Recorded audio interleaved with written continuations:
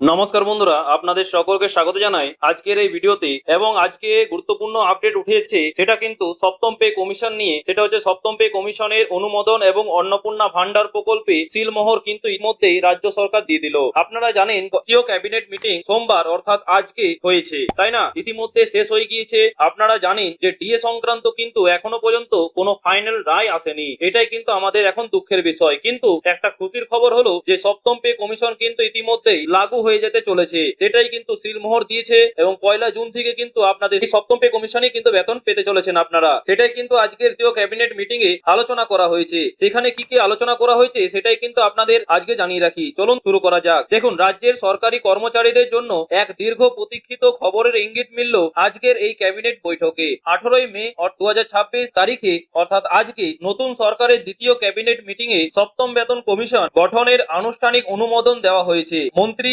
অগ্নিমিত্রা পাল সাংবাদিক সম্মেলনে বিষয়টি নিশ্চিত করে জানিয়েছেন যে সরকার এই কমিশন গঠনের নীতিগত সিদ্ধান্ত নিয়ে নিয়েছে।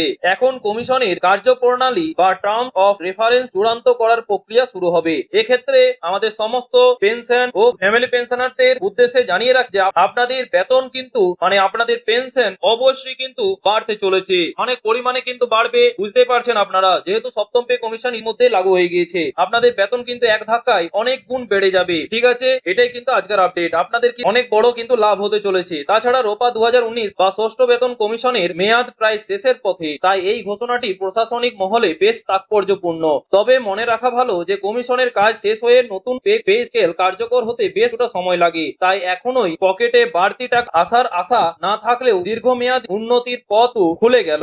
এবার চলে আসি যে ডিএ নিয়ে আক্ষেপ কি মিটবে। দেখুন, কমিশন গঠনের খবরটি বাচক হলেও মহার্ঘ ভাতা বা ডিএ নিয়ে কোনো সুখবর আসেনি। সেটাই কিন্তু আজকের হতাশ আমাদের যারা বকেয়া ডিএ কিংবা মহার্ঘ ভাতা নিয়ে আপনাদের মধ্যে অনেকে আশাবাদী কিন্তু আজকের এই ক্যাবিনেট মিটিং এ ছিলেন। কিন্তু বলে রাখি, এটাই কিন্তু সত্য যে আজকে আবারও কিন্তু নিরাশ করলো সরকার। আর আপনাদের মতামত অবশ্যই কিন্তু কমেন্ট বক্সে জানাবেন যে আজকে সত্যি এই ডিএ নিয়ে একটা নতুন ঘোষণা করে দেওয়া দরকার ছিল। সেটা কিন্তু অবশ্যই কমেন্ট বক্সে জানাবেন, কেননা আজকে কিন্তু সেই খবর আবার তো এলো। এবার দেখা যাক কবে আপনাদের সঠিক সিদ্ধান্ত আসে। কিন্তু এক মন্ত্রী কিন্তু ইতিমধ্যে জানিয়েছিলেন যে এখন কিন্তু ফান্ড না থাকার কারণে এই ডিএ মেটানো কিন্তু সম্ভব হচ্ছে না। আপনাদের কিন্তু পরবর্তীকালে এই ডিএ বা মহার্ঘ ভাতা ইতিমধ্যে কিন্তু মিটিয়ে দেওয়ার একটা পদক্ষেপ ভবিষ্যতে নিতে চলবে। ঠিক আছে, তাছাড়া মুখ্যমন্ত্রী এর আগে ডিএ নিয়ে আলোচনার ইঙ্গিত দিয়েছিলেন, কিন্তু আজকের নীরবতা স্বাভাবিকভাবেই কর্মীদের হতাশ করেছে। আপনাদের কি মতামত অবশ্যই কিন্তু কমেন্ট বক্সে জানাবেন। তাছাড়া এবার চলে আসি যে অন্নপূর্ণা ভান্ডার ও বিনামূল্যে বাস পরিষেবা। দেখুন, সাধারণ মানুষের কথা মাথায় রেখে ক্যাবিনেট বেশ কিছু বড় ঘোষণা করেছে।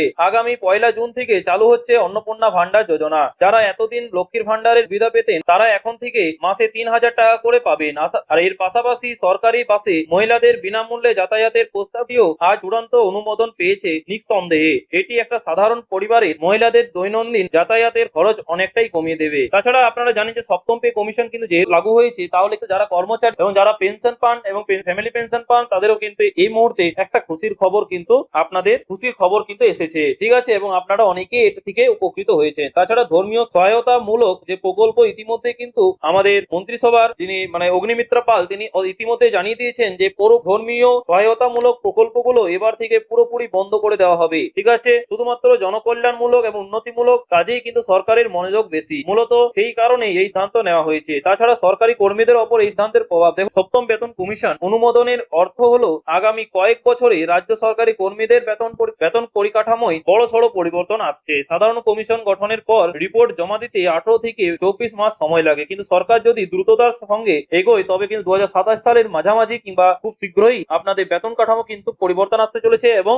আপনাদের এই বেতন এবং যারা পেনশন পান আপনারা যারা পেনশন পান তাদেরও কিন্তু বেতন ইতিমধ্যে খুব বাড়তে চলেছে। আপনাদের গুরুত্বপূর্ণ মতামত অবশ্যই কমেন্ট বক্সে জানাবেন এবং ডিএ নিয়ে এই যে হতাশা সেটাও কিন্তু আপনারা কমেন্ট বক্সে জানাতে ভুলবেন না। ঠিক আছে, আজকে এই ছিল আপডেট। আশা করছি আপনারা এই ইনফরমেশনটা পেয়ে ছোট উপকৃত হয়েছেন, বিশেষ করে পেনশন এবং ফ্যামিলি পেনশন এবং যারা ইতিমধ্যে কর্মরত সরকারি চাকরিতে যারা কাজ করছেন তাদের জন্য ইতিমধ্যে কিন্তু স্বস্তির একটা খবর। কিন্তু ডিএ নিয়ে আবারও একটু নিরাশা। ঠিক আছে, আজকে এই পর্যন্তই। দেখা হচ্ছে পরের ভিডিওতে নতুন কোনো আপডেট নিয়ে, এবং তো আপডেট উঠে এলে কিন্তু আপনাদের সাথে শেয়ার করব। তাই আপনারা যদি চ্যানেলে নতুন হয়ে থাকেন তো অবশ্যই কিন্তু চ্যানেলটিকে সাবস্ক্রাইব করে পাশের বেল আইকনটি প্রেস করে রাখবেন যাতে কোনো গুরুত্বপূর্ণ আপডেট মিস যাতে না হয়। ঠিক আছে, থ্যাংক ইউ। পাশে থাকবেন, সুস্থ থাকবেন।